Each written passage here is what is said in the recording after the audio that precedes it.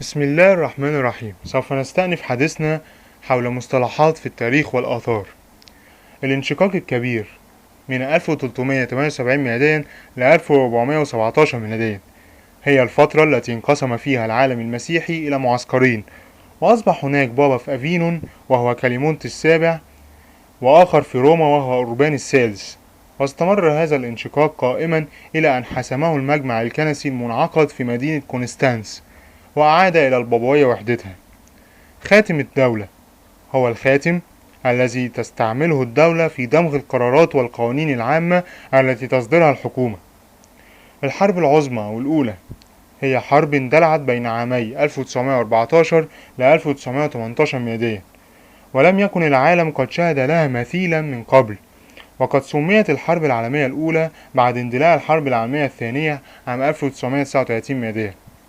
الرحلة الكبرى عام 1836 ميلاديا هي هجرة البوير أو المواطنين الهولنديين في مستعمرة الرأس جنوبي أفريقيا، متجهين شمالا وشرقا بماشياتهم ومتاعهم ليبتعدوا عن تحكم الإنجليز فيهم، بعد أن آلت إليهم المستعمرة في أعقاب الحرب النابليونية، وبعد أن أصدر الإنجليز قانون تحرير الرقيق، وذلك في النصف الأول من القرن التاسع عشر. والمصطلح مشتق من الكلمة الهولندية تريكن، ومعناها يسحب. سوريا الكبرى هو مشروع تبناه عبد الله بن الحسين أمير شرق الأردن في عام 1943 ميلاديا، يطالب فيه بإقامة دولة موحدة مقرها دمشق، وتضم سوريا والأردن أولا، ثم لبنان وفلسطين بعد ذلك. وقد واجه المشروع معارضة شديدة من أقطاب الحركة في كل من سوريا ولبنان.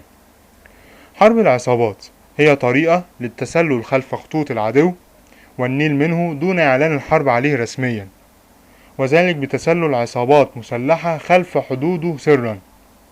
الطائفة الحرفية هي جماعة ينتمي أفرادها إلى حرفة معينة، تؤلف بينهم رابطة اقتصادية واجتماعية تعمل على حماية مصالحهم، وقد نشأ هذا النظام في بعض مدن أوروبا والشرق في العصور الوسطى، واستمر قائما حتى الانقلاب الصناعي وظهور الرأسمالية الحديثة. المقصلة أو الجيلوتين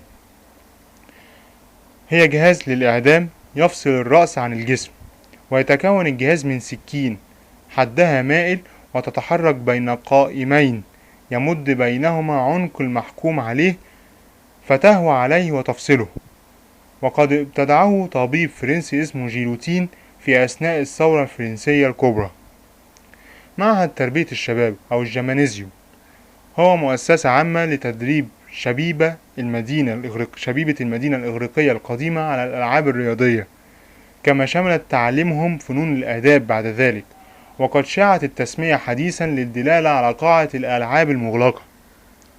الغجر هم جماعات متنقلة وفدت إلى الشرق الوسط وأوروبا منذ الألف الثالث قبل الميلاد، واشتهرت بتقديم بعض الألعاب والفنون الشعبية، ولم تندمج في أي من الأقطار التي عاشت فيها. وإلى اللقاء وللحديث بقية إن شاء الله تعالى في هذا الموضوع، وشكرا على حسن استماعكم.